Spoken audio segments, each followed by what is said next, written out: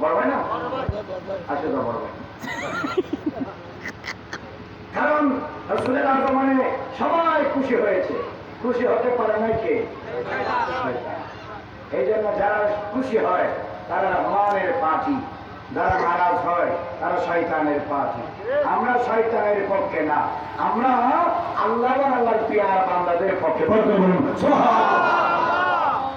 কথা বলেন ঠিক কিনা? তাই বলেন মাহফিলে মিলাদ বেদাত না জায়েজ?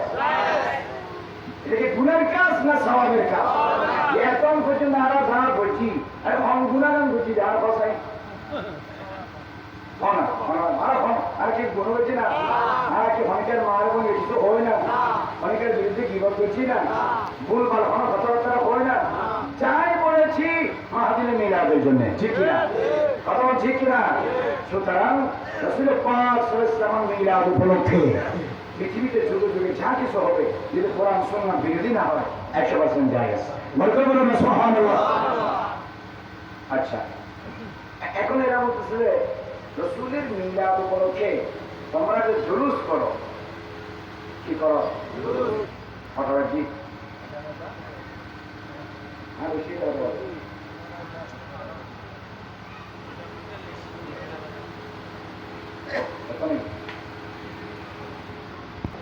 কে হাদিস অনার মাতাম বলে তুমি শিখিবেন কেন?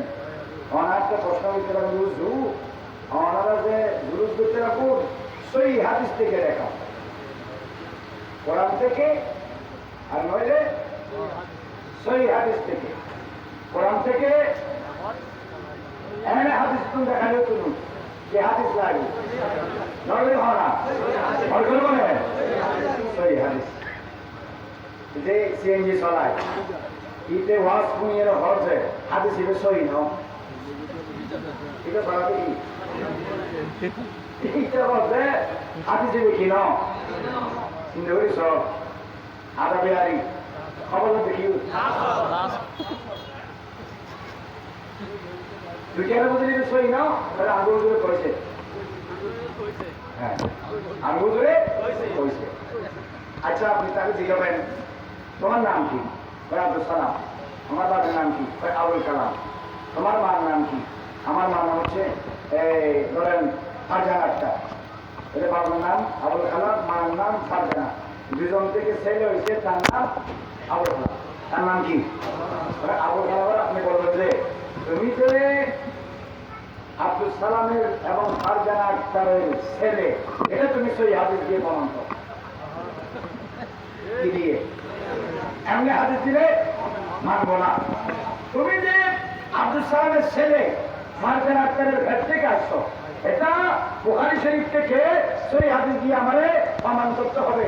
হাদিসে তোমার বাবার নামও থাকতে হবে, তোমার মার নামও থাকতে হবে, তুমি কোন সময় কোন রাতে কোন জায়গায় এসছো এটাও থাকতে হবে, তোমার নাম আবুল কালাম এটাও থাকতে হবে। তাইলে আমি মানবো যে তুমি সঠিক দাদা, আর নাইলে আমি বলবো যে তুমি হারাম দাদা। কথা ঠিক কিনা? বলেন আপনারা যারা এখানে আছেন, আপনাদের সবার জন্ম সঠিক না বেঠিক? পৃথিবীতে কে বেঠিক আছে অনেক না, সঠিক না বেঠিক? আর যদি ওই সহি হাতে দিয়ে প্রমাণ করো যদি সম্ভব নয়, তো সম্ভব নয় বলি আয় হারাম দাদা কেন হয়ে পারবে না? পারবে না। আমি যদি কেউ তোমার হয়, তুই যেহেতু কোরআন হাতে যে প্রমাণ করি না ভারত দে, তুই হালাল দাদা। আমি তো নাকি করেছি তুই হারাম দাদা। মাইকে পারবো না, এটাই মান হয়। সব জিনিস কোরআন হাতে দিয়ে প্রমাণ করা যায় না। আমি যে ভর্তি উড়িয়ে পেঁয়াজ যদি সামাল খাই, ইয়ে কোরআন হাতে দিয়ে প্রমাণ করতে না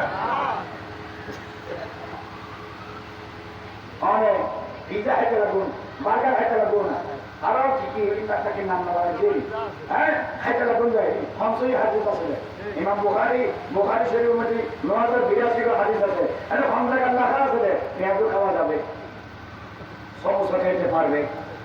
হ্যাঁ যারা গ্যাজেন হয় হবে সুরি উনি দিয়ে দেহে পাইন না দেখাইন কি হবে প্রশ্ন তো আমার না।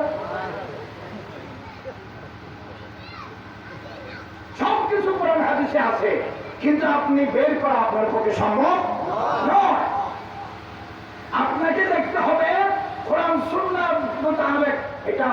জায়েজ কিনা, এখানে হারাম কিছু আছে কিনা, এখানে শরীয়ত বিরোধী কিছু আছে কিনা। শরীয়ত বিরোধী হারাম যদি কোনো কিছু না থাকে, এটা কোরআন হাদিসে না থাকলেও জায়েজ। বল করে বলুন সুবহানাল্লাহ। এই তেল ভালো ভালো কোরআন পড়া আছে, তাহলে বলে থাকতে পারি আমরা যদি বলি সই হাদিসে তেল ভালো বানান করো, শরীরে বানান করি না ভাই, এমন মানুষের মুভমেন্ট তেল ভালো খুশি এমন কি জাহান নামে না এলে ফতোয়া দিই তেল ভালো জিন্দগি প্রেসার না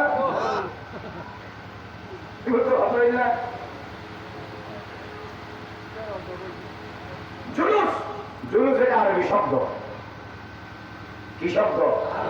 আরবি শব্দ। জুলুস মানে কি? রাজা, বাদশাহ, সম্মানিত ব্যক্তিবর্গ তাদের কাফেলা নিয়ে, সওয়ারি নিয়ে, শুভাকাঙ্ক্ষীদেরকে নিয়ে, অনুসারীদেরকে নিয়ে, ভক্তবৃন্দদেরকে নিয়ে যে কোনো একটি উদ্দেশ্যকে কেন্দ্র করে বাজার, অলি গলি, শহর নগর এলাকা, প্রান্ত থেকে প্রান্তে ঘুরে বেড়ানো, এটাকে বলা হয় জুলুস।